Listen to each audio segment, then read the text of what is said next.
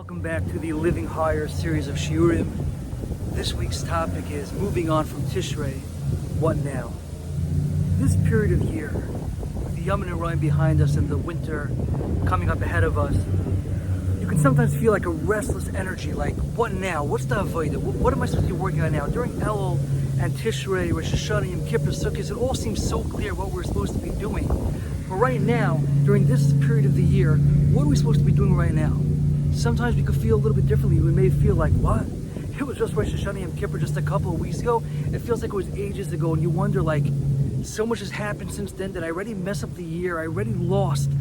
I lost the feeling that I had Rosh Hashanah. I lost the feeling that I had Yom Kippur and through Sukkot. And like you wonder, like, the whole year is still ahead of us. What now? Is it too late? Did I mess up? Like, is the whole year gone? What are we supposed to be doing right now? I think if we look at the parashas that we have right now, last week Parashas Bereshis, this week Parashas Noach, and next week Parashas Lech Lecha, we get an understanding of how we're supposed to feel and how we're supposed to continue on through the rest of the winter, through the rest of the year. Parashas Bereshis tells us that it's not cyclical. It's not going round and round and round the year with no beginning and no end. There was a start point and there's an end point, and then there was a new start point in this year. But not just this year. Every single day, HaKadosh Baruch Hu is recreating. There's an opportunity for a new beginning. There's a new Bereshis every single day. We could say, I'm going to start new again right now. And not only that, in Parashas Bereshis, Chazal tell us that the reason why Adam Rishon was created by himself and it wasn't created together with Chava, the reason why Adam Rishon was created Yachid alone is so that we could say B'shvili nivra olam, because for me alone, the world was created. That whatever it is that I am doing here is an integral part of what's needed in the world right now. There's a new beginning, and what we're doing here is important. Then comes Parshas Noach. What happens? Right after Adam Rishon is created, we see the world starting to evolve with the sin. It starts with the first Aveira, the first Chet of the Eitz Hadas with Adam and Chava. And then it continues on. HaKadosh Baruch Hu bringing the Mabul, the flood in the days of Noach, when HaKadosh Baruch Hu says, that's it, I'm destroying all of mankind. It's over. This was a failed experiment. But what happens? Noach is building the Teva, and Noach's building the Teva for 120 years.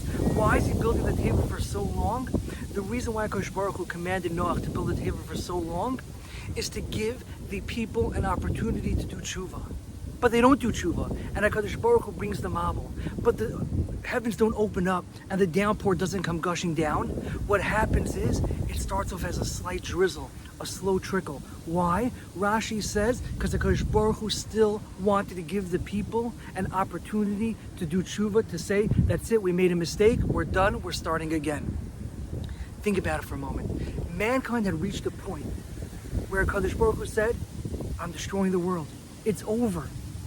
Everybody's going to get destroyed. The whole world, from the people, down to the animals, to the ground, everything is being destroyed and starting again.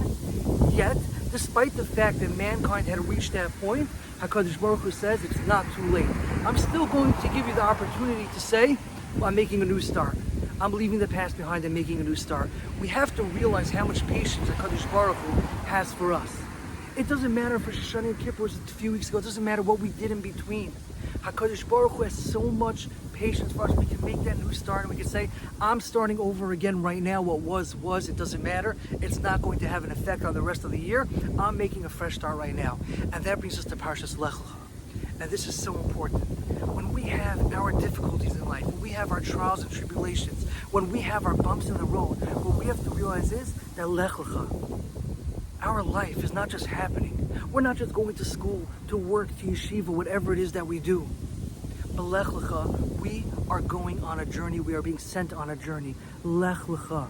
Go Lecha to yourself.